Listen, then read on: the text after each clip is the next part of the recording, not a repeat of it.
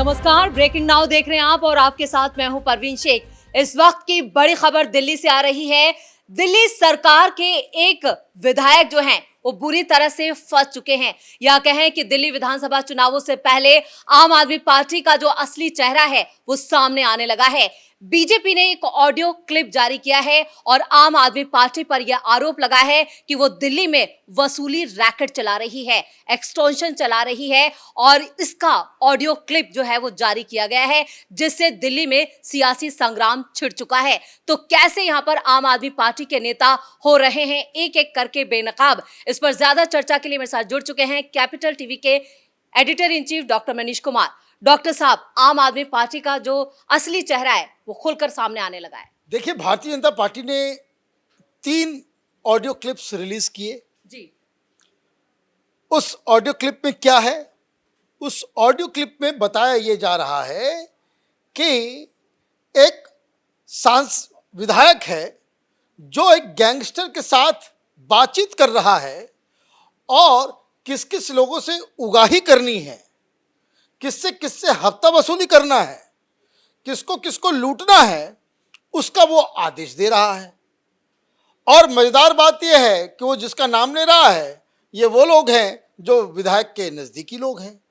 मतलब विधायक को ये मालूम है कि कौन आदमी कितना माल कमा रहा है और इसके पास बहुत माल आ गया है, अब इसको लूट लेते हैं। तो ये तो नहले पे दहला हो गया।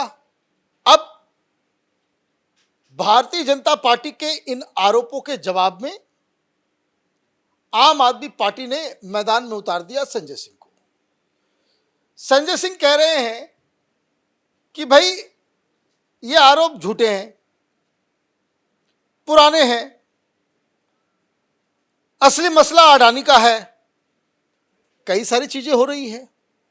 अब इन्होंने डिनाई कर दिया, लेकिन डिनाई आपको इस प्रकार से करना चाहिए कि आप ये बताओ कि अंदर जो आवाज है वो आपके नेताओं की नहीं है। इसका तो जवाब देना पड़ेगा ना। वो गैंगस्टर से बात नहीं कर रहा, वो ये नहीं कर रहा कि भाई नहीं नहीं नहीं इस पे बात मत करो, टेलीग्राम पे आओ, सिग्नल पे आओ, दूसरे नंबर पे बात करो। ये सारी चीजें करने की आवश्यकता क्यों पड़ रही है? आप तो कट्टर ईमानदार हो। तो आरोप तो लगाया गया, जवाब सही सही नहीं दे पाई आम आदमी पार्टी। अब इसके राजनीतिक पहलू पे चलते हैं जी। अब क्या हुआ है कि अचानक से नींद से जगे हैं अरविंद केजरीवाल और लगातार जो घटनाएं हो रही हैं क्राइम की, गैंग की, मर्डर की, उसको लेकर के ये कह रहे हैं कि देखिए अमित शाह जो है वो फेल हो गए हैं। अमित शाह जो है वो फेल हो गए हैं, लॉ एंड ऑर्डर खराब हो गया है। लॉ एंड ऑर्डर खराब कब माना जाता है? पहले आप इस चीज को, क्योंकि ये मैं बार बार कहता हूं, ये केजरीवाल राजनीति का नटवर लाल है। पढ़े लिखे लोगों को ऐसे बेवकूफ बना देगा कि जो आपको समझ में नहीं, पल्ले नहीं पड़ेगा और आप जो है केजरीवाल के झांसे में आ जाएंगे। मर्डर्स दुनिया के कौन सी सोसाइटी में, कौन से देश में नहीं होते? क्राइम दुनिया के कौन से हिस्से में नहीं होता?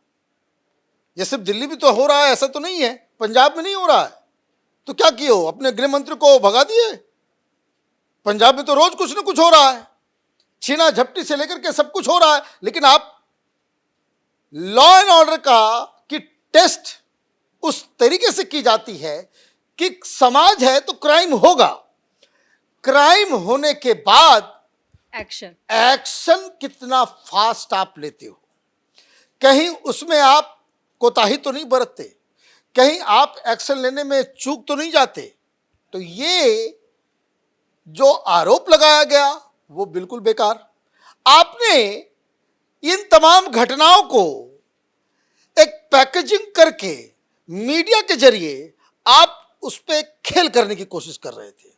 अभी नागलोई में मर्डर हुआ तो भाई साहब पहुंच गए लाव लश्कर लेकर के कि भाई वहां पे जा रहे हैं, वहां से हम अमित शाह से सवाल पूछेंगे, वहीं पे जो हम तमाशा करेंगे। लोगों ने कहा भाई आओ, बीजेपी वाले भी पहुंच गए। कि भाई विधायक से भी सवाल पूछेंगे। जी।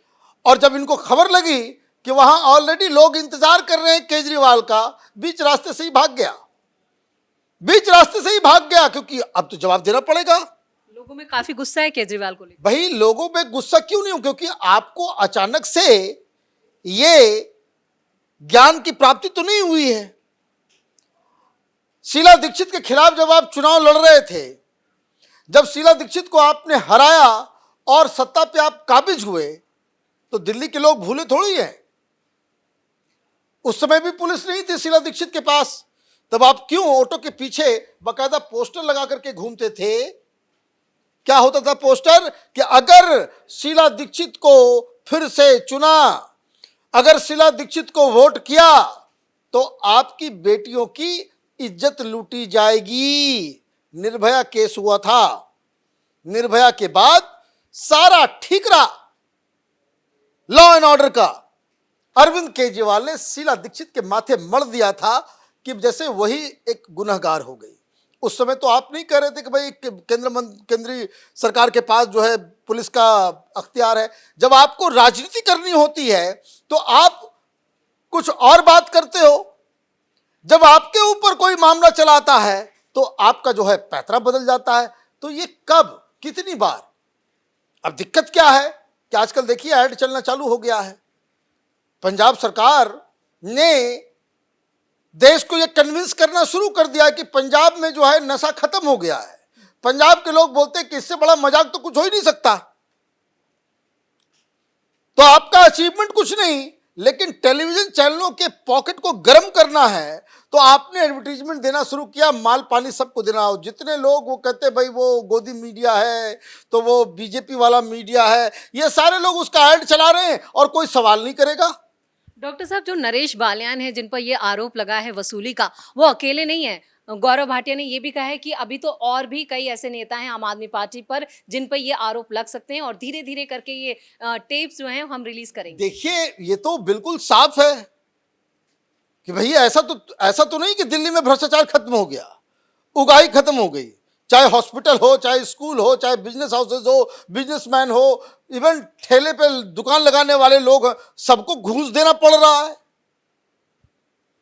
हमारे तो लोग दिल्ली में ये कहते हैं कि शीला दीक्षित के समय जितना घूसखोरी थी उसमें 10% की बढ़ोतरी हो गई है। क्यों बढ़ोतरी हो गई है?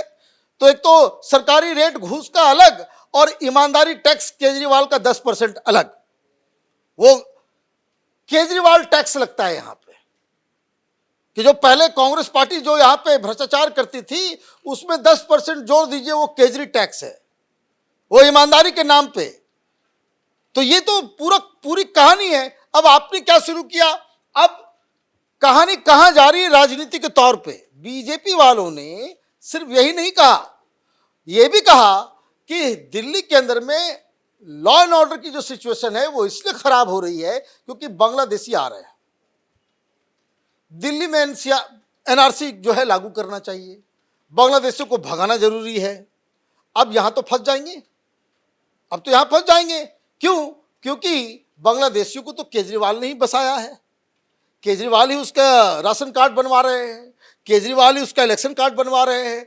तो कई सारी चीजें आ गई। अब जैसे ही बांग्लादेशी मतदाताओं के बारे में बातचीत हुई, बांग्लादेशी मुसलमान जो किस तरीके से हिंदुस्तान में आकर के, दिल्ली में आकर के बस गए हैं, वोटर बन गए हैं, उनकी बात हुई, बस पिटपिटा करके लगा संजय सिंह को, वो अडानी अडानी करना शुरू कर दिया और कोई सवाल नहीं पूछ रहा। क्या कहा संजय सिंह ने? संजय सिंह ने कहा कि भाई बांग्लादेशी घुसपैठे तो सबसे बड़ा अडानी है, अडानी को ही आपने काम दिलवाया, अडानी ही बांग्लादेश में जो है वो जाकर के वो बिजली की सप्लाई कर रहे थे। और ये अक्षर सा जो है वो मीडिया में जा रहा है, कोई बता नहीं रहा है।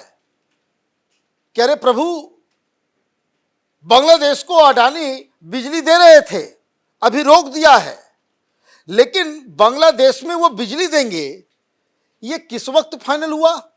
किसकी सरकार थी? मनमोहन सिंह की सरकार 2009 में न सिर्फ करार करवाया कि हम हिंदुस्तान से आपको देंगे, बल्कि मनमोहन सिंह की सरकार, यूपी की सरकार, राहुल गांधी की सरकार, सोनिया गांधी की सरकार ने बकायदा झारखंड में उनको साहेबगंज के पास उनको एक जगह भी दी कि यहां आप अपना पावर प्लांट लगाओ और यहां से हम वायर लगाते हैं और बांग्लादेश में जो है हम बिजली देंगे। ये तो कांग्रेस पार्टी ने दिया था। तो मोदी मोदी क्यों कर रहे हो भाई? मतलब कोई सच्चाई से कोई वास्ता नहीं। आपको झूठ बोल करके एक नैरेटिव गढ़ना है। और चूंकि मालूम है उसको केजरीवाल को कि अभी हमने नया नया अभी एड रिलीज किया है, अगले जब तक मॉडल कोड ऑफ कंडक्ट लागू नहीं होगा टीवी पे रोज कुछ ना कुछ ऐड चलाते रहेंगे, कभी दिल्ली सरकार का कभी पंजाब की सरकार का, और माला माल होता रहेगा टेलीविजन चैनल, और हम झूठ की खेती पे जो है अपनी फसल को जो है उगाते रहेंगे। तो ये तो उनकी स्ट्रेटजी है, उनका सब कुछ है। सवाल बहुत ही सिंपल है, जो केजरीवाल और उसके चट्टे बट्टों को जवाब देना चाहिए। बोला गया कि आपका एमएलए की आवाज है हां या नहीं। दूसरी चीज, यहां वो एक गैंगस्टर से बात कर रहा है, वो आदमी जिससे वो बात कर रहा है वो गैंगस्टर है या नहीं। उगाही की बात हो रही है, उगाही कर रहे हो या नहीं। सीधा सीधा सवाल है कि आपका जो एमएलए आपके नेता वो गैंगस्टर से इस तरह की बातें क्यों कर रहे हैं, इसका जवाब देना चाहिए। इधर उधर की बात करने से ये आरोप ऐसा नहीं है कि वो हवा में धुल जाएगा। इस तमाम जानकारी के लिए बहुत बहुत धन्यवाद। तो आम आदमी पार्टी के विधायक नरेश बाल्यान पर काफी गंभीर आरोप लगे हैं। संजय सिंह जरूर यहां पर बचाव करते हुए नजर आए, लेकिन उनके पास भी वो तथ्य और वो नहीं है कि वो इग्नोर कर सकें और उन सवालों का जवाब दे सकें कि ये जो आरोप लग रहे हैं उसमें कितनी सच्चाई है। लेकिन बीजेपी अभी और भी कई ऑडियो क्लिप लेकर आने वाली है। उसने कहा है कि अभी तो ये सिर्फ शुरुआत है, यानी दिल्ली में बीजेपी और आम आदमी पार्टी आमने सामने आ चुके हैं और सियासी संग्राम जो है वो और तेज होने वाला है। ब्रेकिंग नाउ में इतना ही। कैमरामैन अशोक के साथ मैं परवीन शेख, कैपिटल टीवी।